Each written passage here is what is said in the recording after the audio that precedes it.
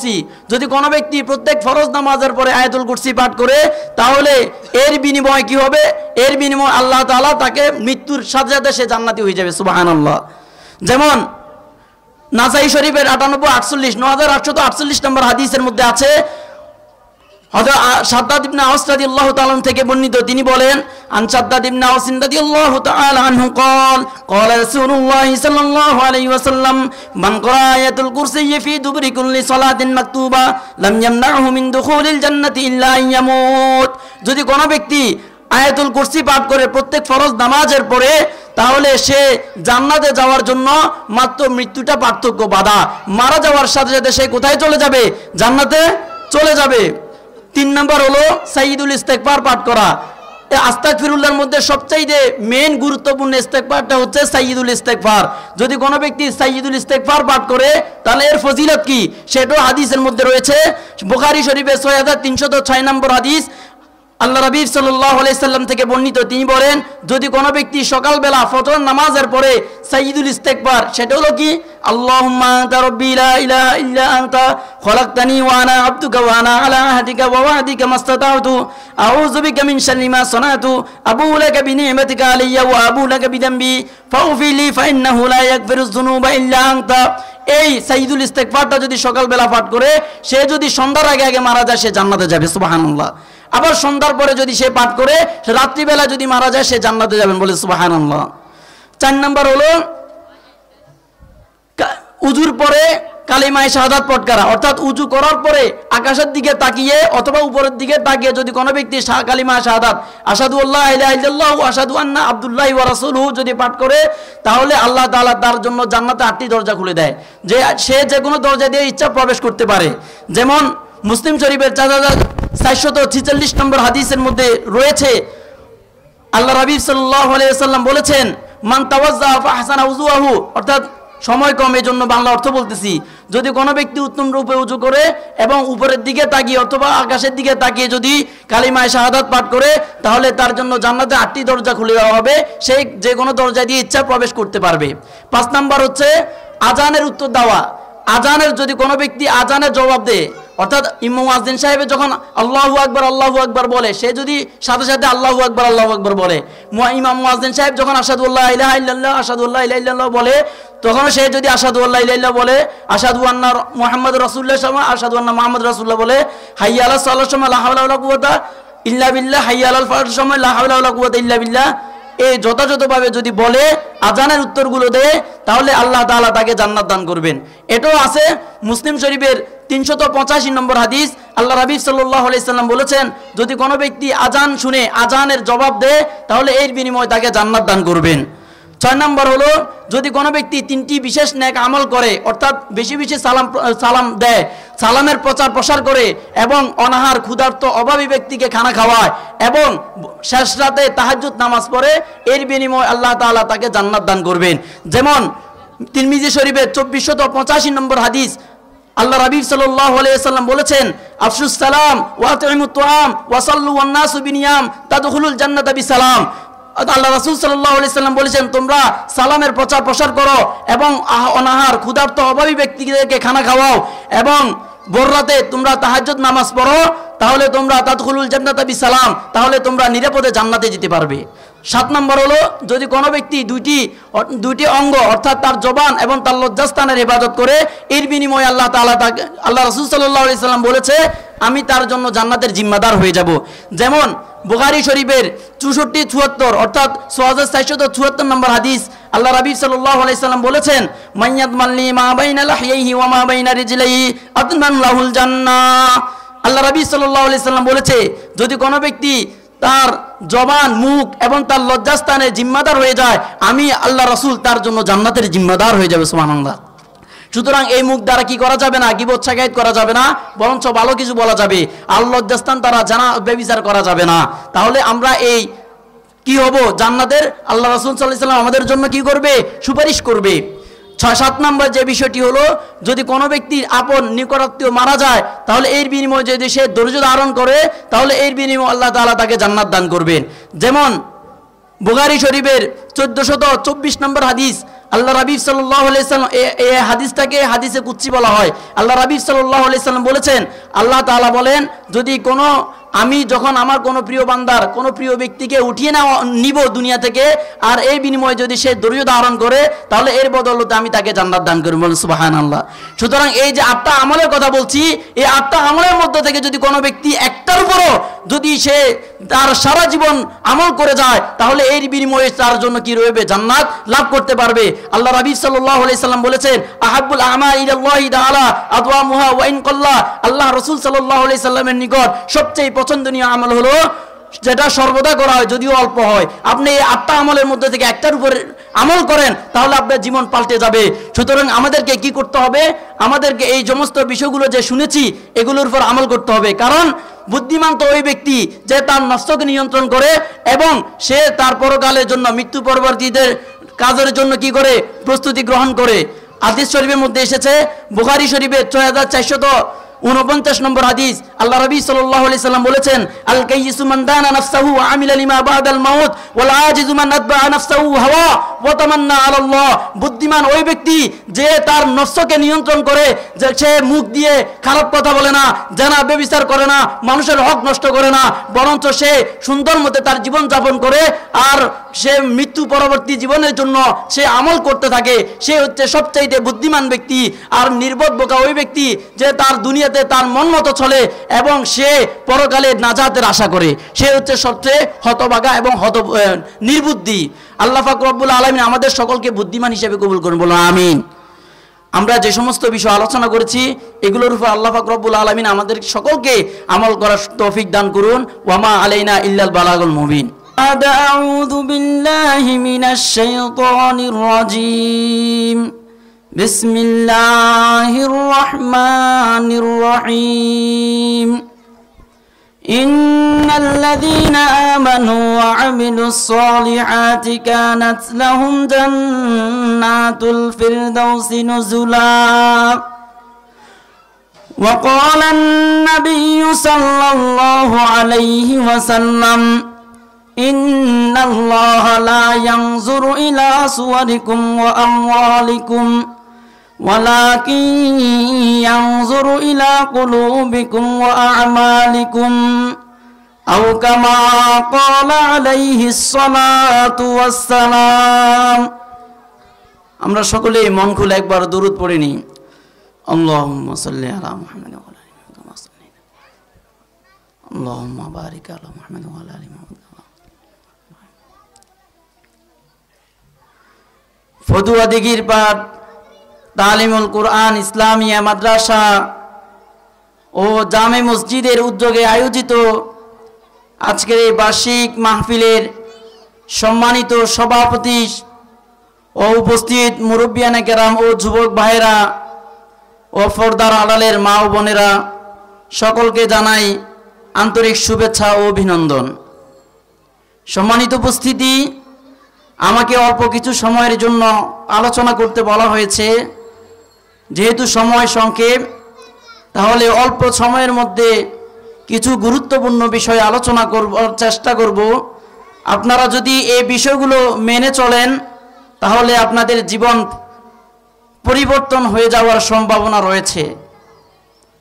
সম্মানিত উপস্থিতি, আমরা জানি আল্লাহ পাক রব্বুল আলামিন আপনাকে আমাদেরকে এই দুনিয়াতে পাঠিয়েছেন কিছু সময়ের জন্য, স্থায়ীভাবে থাকার জন্য নয়, বরং ক্ষণস্থায়ী জীবনে আমাদেরকে পাঠিয়েছেন।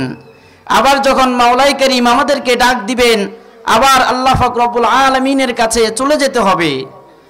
কারণ পৃথিবীতে এমন কোনো বিজ্ঞানী, এমন কোনো মনীষী নেই যে বলতে পারবে যে মানুষ পৃথিবীতে চিরস্থায়ীভাবে থাকবে, অথবা এমন কোনো ডাক্তার এমন কোনো মেডিসিন তৈরি করতে পারেনি যে মেডিসিনটি সেবন করলে মানুষ কখনো মারা যাবে না। যদি কোনো মেডিসিন বানাতে পারত, আর যদি ওই মেডিসিনের দাম কোটি কোটি টাকা যদি ধরাও হতো, যদিও আমরা দারিদ্রতার কারণে এটা কিনতে পারতাম না, কিন্তু কোটিপতিরা লাইন ধরে দাঁড়িয়ে থাকতো এটা ক্রয় করার জন্য।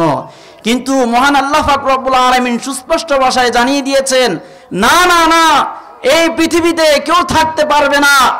এই পৃথিবীটা হচ্ছে ক্ষণস্থায়ী একটি থাকার জায়গা। মেহমান হিসেবে আসছো, আবার চলে যেতে হবে কিছুদিন পরে। কারণ আল্লাহ পাক রব্বুল আলামিন কোরআনে কারীমের সূরা আলে ইমরানের 185 নম্বর আয়াতের মধ্যে বলেন, কুল্লু নাফসিন যায়িকাতুল মাউত ওয়া ইন্নামা তুওয়াফাউনা উজুরাকুম ইয়াওমাল কিয়ামাহ ফামান যুহজিহা আনিন নারি ওয়া উদখিলাল জান্নাতা ফাকাদ ফাজ ওয়া মাল হায়াতুদ দুনিয়া ইল্লা মাতাউল গুরুর। আমার আল্লাহ পাক রব্বুল আলামিন বলেন, ও ইমানদার মুসলমান শুনে রাখো, পৃথিবীতে যত বিচরণশীল প্রাণী আছে সকল প্রাণীকে একদিন মৃত্যুর স্বাদ আস্বাদন করতে হবে। সকল মানুষকে, সকল প্রাণীকে একদিন মারা যেতে হবে। আল্লাহ পাক রব্বুল আলামিন বলেন, ওয়া ইন্নামা তুওয়াফাউনা উজুরাকুম ইয়াওমাল কিয়ামাহ। আমি আল্লাহ পাক রব্বুল আলামিন তোমাকে দুনিয়াতে পাঠিয়েছি, 60-70 বছর হায়াত দান করেছি।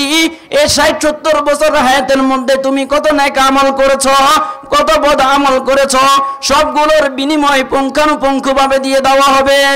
ফামান যুহজিহা আনিন নারি ওয়া উদখিলাল জান্নাহ। আর আল্লাহ পাক রব্বুল আলামিন যাকে জাহান্নাম থেকে দূরে সরিয়ে রাখবে এবং জান্নাতে প্রবেশ করাবে, ফাকাদ ফাজ, সেই হচ্ছে কাল কিয়ামতের ময়দানে সবচেয়ে সফল ব্যক্তি। ওয়া মাল হায়াতুদ দুনিয়া ইল্লা মাতাউল গুরুর। আমার আল্লাহ পাক রব্বুল আলামিন ঈমানদার মুসলমানদেরকে সতর্ক করার লক্ষ্যে বলেন, দুনিয়াটা হচ্ছে ধোঁকার জায়গা। দুনিয়ার এই মিছে মায়ায় পড়ে তুমি তোমার গুরুত্বপূর্ণ সময়গুলোকে নষ্ট করে দিও না। দুনিয়ার এই চাকচিক্যম হয়ে পড়ে তোমার হায়াতটাকে বরবাদ করে দিও না। সুতরাং এই আয়াত থেকে আমরা বুঝতে পেরেছি প্রত্যেকটা মানুষকে একদিন মারা যেতে হবে। এমনিভাবে আল্লাহ পাক রব্বুল আলামিন কোরআনে কারীমের সূরা জুমার 8 নম্বর আয়াতের মধ্যে বলেন, قل إن الموت الذي تفرون منه فإنه ملاقيكم ثم تردون إلى عالم الغيب والشهادة فينبئكم بما كنتم تعملون। আল্লাহ পাক রব্বুল আলামিন বলেন, হে নবী আপনি বলুন, আপনি ঈমানদার মুসলমানদেরকে জানিয়ে দিন, ইন্নাল মাউতাল্লাযী তাফিরুনা মিনহু, যে মৃত্যু থেকে আজকে তোমরা পলায়ন করছো, যে মৃত্যু থেকে বাঁচার জন্য লক্ষ লক্ষ টাকা খরচ করে তুমি চিকিৎসা নিচ্ছ, যে মৃত্যু থেকে বাঁচার জন্য ডাক্তারের পিছনে পিছনে দৌড়াতে দৌড়াতে তোমার স্যান্ডেল ক্ষয় করে ফেলছো, এই মৃত্যুর সাথে তোমাকে সাক্ষাৎ করতে হবে। তুমি আফ্রিকার মহাজঙ্গলে থাকো না কেন, তুমি বিদেশে থাকো না কেন, তুমি পানির নিচে থাকো না কেন, আসমানের উপরে জাহাজের উপরে বেলেকে হেলিকপ্টারের উপরে থাকো না কেন, তোমাকে মৃত্যু তোমাকে তোমার সাথে সাক্ষাৎ করবেই করবে। আল্লাহ তাআলা বলেন, ইন্নাল মাউতাল্লাযী তাফিরুনা মিনহু, নিশ্চয় যে মৃত্যু থেকে তোমরা পলায়ন করতেছো, ফাইন্নাহু মুলাকিকুম, নিশ্চয় এই মৃত্যুটা তোমাদের সাথে সাক্ষাৎ করবে। সুতরাং এই আয়াত থেকে আমরা বুঝতে পেরেছি মানুষ মারা যাবে। যদিও আমরা যত চিকিৎসা নিই না কেন, যত মেডিসিন নিই না কেন, যত কবিরাজকে আমরা দেখাই না কেন, একটা সময় আমাদের মারা যেতেই হবে। এমনি ভাবে আল্লাহ পাক রব্বুল আলামিন কোরআনে কারীমের সূরা নিসার 78 নম্বর আয়াতের মধ্যে বলেন, আইনামা তাকুনু ইউদরিকুমুল মাউত ওয়ালাউ কুনতুম ফি বুরুজিম মুশাইয়াদা। আমার আল্লাহ পাক রব্বুল আলামিন বলেন, ও ঈমানদার মুসলমান শুনে রাখো, তোমরা যেখানেই থাকো না কেন, পৃথিবীর যে প্রান্তে থাকো না কেন, মৃত্যু তোমাদেরকে পাকড়াও করবে। ওয়ালাউ কুনতুম ফি বুরুজিম মুশাইয়াদা, যদিও তোমরা সুদৃঢ় মজবুত দুর্গের ভিতরে থাকো না কেন, আপনি একটা বিশাল একটা কোটি কোটি টাকা খরচ করে একটা রুম বানিয়েছেন, এমন রুম বানিয়েছেন যে যেখানে কোনো আলো বাতাস ঢুকতে পারে না, এমন জিনিস বানিয়েছেন কেন, মৃত্যুর ভয়ে যাতে আপনি মারা না যান।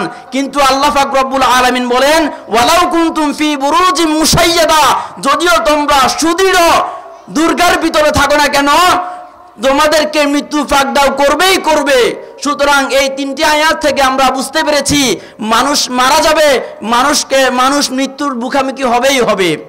এখন বলতে পারেন যে হুজুর আমরা কখন মারা যাব, আমাদের কি একটা নির্দিষ্ট হায়াত আছে? হ্যাঁ, আল্লাহ পাক রব্বুল আলামিন বলে দিয়েছে যে আপনাদেরকে তো সুযোগ দিবে, পরকালে নেক আমল নিয়ে যাওয়ার জন্য সুযোগ দিবে, একটা সময় দিবে। যেমন আল্লাহ পাক রব্বুল আলামিন কোরআনে কারীমের সূরা আরাফের 34 নম্বর আয়াতের মধ্যে বলেন, লিকুল্লি উম্মাতিন আজাল ইযা জা আজালুহুম লা ইস্তাখিরুনা সাআতান ওয়া লা ইস্তাকদিমুন। আল্লাহ পাক রব্বুল আলামিন বলেন, প্রত্যেক উম্মতের হায়াতের মৃত্যুর একটা নির্দিষ্ট সময় আছে। যখন তার নির্দিষ্ট সময়টা চলে আসবে তখন তাকে 1 সেকেন্ডেরও সুযোগ দেওয়া হবে না, 1 মিনিটেরও সুযোগ দেওয়া হবে না। যখনই তার হায়াত শেষ হয়ে যাবে তখনই মারা যাবে। সেজদা অবস্থায় থাকুক না কেন, ঘুমন্ত অবস্থায় থাকুক না কেন, বসা অবস্থায় থাকুক না কেন, হেলিকপ্টারের মধ্যে উড়ন্ত অবস্থায় থাকুক না কেন, যে যেখানে থাকুক না কেন, যখন তার হায়াত শেষ হয়ে যাবে তখন সে মৃত্যুবরণ করবেই করবে। আল্লাহ পাক রব্বুল আলামিন সূরা মুনাফিকুনের 11 নম্বর আয়াতের মধ্যে বলেন, ওয়ালাই ইউখিরুল্লাহু নাফসান ইযা জা আজালুহা ওয়াল্লাহু খাবীরুম বিমা তা'মালুন। ও ঈমানদার মুসলমান, শুনে রাখো, শুনে রাখো, যখন তোমার হায়াত শেষ হয়ে যাবে, হায়াতের সময় চলে আসবে, তখন তোমাকে বিন্দুমাত্র সময় পিছনে নেওয়া হবে না। তুমি যত বলো আমাকে আর একটু মিনিট সময় দেন, আরো 1 বছর সময় দেন, আর 1 মাস সময় দেন, আমি ভালো হয়ে যাব, কিন্তু আল্লাহ পাক রব্বুল আলামিন বলেন, না না না, তোমাকে আর সময় দেওয়া হবে না। তোমাকে যা সময় দিয়েছি ওই সময়ের মধ্যে যা কিছু করেছো এটার বিনিময় তুমি পাবে। সুতরাং এই 2টি আয়াত থেকে আমরা বুঝতে পেরেছি আমাদের নির্দিষ্ট একটা সময় আছে, সময় যখন চলে আসবে তখন আমরা মারা যাব। এখন বলতে পারেন, হুজুর তাহলে আমাদেরকে দুনিয়াতে আল্লাহ তাআলা কেন পাঠিয়েছেন? এটা মনে আসে না? মনে আসে অবশ্যই। সেটাও আল্লাহ তাআলা কোরআনে কারীমের মধ্যে সুস্পষ্ট ভাষায় বলেন। আল্লাহ তাআলা কোরআনে কারীমের সূরা যারিয়াত 56 নম্বর আয়াতের মধ্যে বলেন,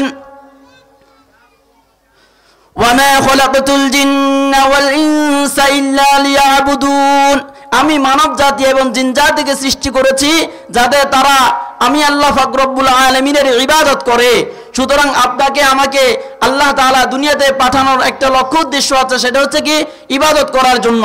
অপর আয়াতের মধ্যে বলেন, সূরা মুলুকের 2 নম্বর আয়াতের মধ্যে আল্লাহ তাআলা বলেন, তাবারাকাল্লাযী বিয়াদিহিল মুলকু ওয়া হুয়া আলা কুল্লি শাইইন কাদির আল্লাযী খালাকাল মাউতা ওয়াল হায়াতা লিয়াবলুয়াকুম আইয়ুকুম আহসানু আমালা। বরকতময় সেই সত্তা যার হাতে রাজত্ব রয়েছে, যিনি মৃত্যু এবং হায়াত সৃষ্টি করেছে। কেন সৃষ্টি করেছে? লিয়াবলুয়াকুম আইয়ুকুম, তোমাদেরকে পরীক্ষা করার জন্য যে আইয়ুকুম আহসানু আমালা, তোমাদের মধ্যে কারা নেক আমল করে কারা বদ আমল করে।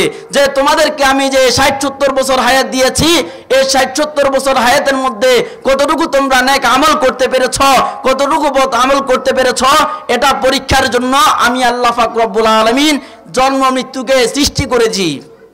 সুতরাং এই 2টি আয়াত থেকে আমরা বুঝতে পেরেছি যে আমাদেরকে আল্লাহ তাআলা সৃষ্টি করেছেন ইবাদতের জন্য, নেক আমলের জন্য। এখন বলতে পারেন, হুজুর নেক আমল করলে ফায়দাটা কি হবে? বলা হচ্ছে যে কাল কিয়ামতের ময়দানে আল্লাহ তাআলা বান্দার চেহারা দিকে তাকাবে না। কোটি কোটি টাকা আপনার আছে ব্যাংকে, কিন্তু আল্লাহ তাআলা কোটি কোটি টাকার দিকে তাকাবে না। আপনার বাড়ি আছে, গাড়ি আছে, 10 তলা বিল্ডিং এর মালিক, আল্লাহ তাআলা এটার দিকে তাকাবে না, বরঞ্চ আল্লাহ তাআলা আপনার নেক আমলের প্রতি তাকাবে, আপনার অন্তরে কি ছিল সেটার দিকে তাকাবে। আল্লাহ তাআলা কোরআনে কারীমের মধ্যে আল্লাহ তাআলা হাদিসের আল্লাহ রাসূল সাল্লাল্লাহু আলাইহি সাল্লাম বলেছেন, মুসলিম শরীফের 6437 নম্বর হাদিস, عن نبي هريرة رضي الله تعالى عنه قال قال رسول الله صلى الله عليه وسلم إن الله لا ينظر إلى صوركم وأموالكم ولكن ينظر إلى قلوبكم وأعمالكم। আল্লাহ রাসূল সাল্লাল্লাহু আলাইহি সাল্লাম বলেছেন যে আল্লাহ তাআলা তোমাদের চেহারা, আকার, আকৃতি এবং তোমাদের ধনসম্পদের দিকে চাইবে না, বরঞ্চ কাল কিয়ামতের ময়দানে আল্লাহ পাক রব্বুল আলামিন তোমাদের আমলের দিকে চাইবে।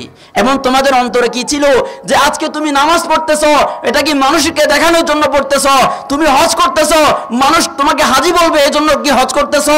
মানুষ তুমি দান করতেছো, মানুষ তোমাকে দানবীর বলবে এজন্য কি দান করতেছো? নাকি তোমার অন্তরে রেজাই মাওলা ছিল, আল্লাহ তাআলা সন্তুষ্টি লাভের জন্য কি দান করতেছো, হজ করতেছো, এগুলো ছিল? আল্লাহ তাআলা মানুষের অন্তর চাইবে। সুতরাং কাল কিয়ামতের ময়দানে আপনার যদি বিন্দুমাত্র যদি আপনার নেক আমল থাকে সেটাও আপনি দেখবেন, যদি বদ আমল থাকে সেটাও আপনি দেখবেন। সেটাও আল্লাহ তাআলা কোরআনে কারীমের মধ্যে বলেন, আল্লাহ পাক রব্বুল আলামিন সূরা কারিয়ার মধ্যে বলেন, ফামান ইয়ামাল মিসকালা যাররাতিন খায়রান ইয়ারা ওয়া মান ইয়ামাল মিসকালা যাররাতিন শাররান ইয়ারা।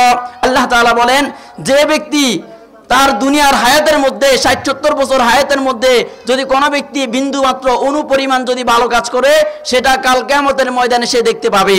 আর যদি সে অনুপরিমাণ যদি সে খারাপ কাজ করে সেটাও সে দেখতে পাবে। সুতরাং বোঝা গেল আমাদেরকে দুনিয়াতে পাঠানোর লক্ষ্য উদ্দেশ্য হচ্ছে নেক আমল করা। এখন বলতে পারেন হুজুর, এখন আমরা নেক আমল করলাম, এখন নেক আমল করলে আমাদের লাভটা কি হবে? বাঙালি তো লাভ ছাড়া কিছুই বোঝে না, আছে না? লাভ ছাড়া কিছু বুঝে? কিছুই বোঝে না। সুতরাং লাভ তো দরকার।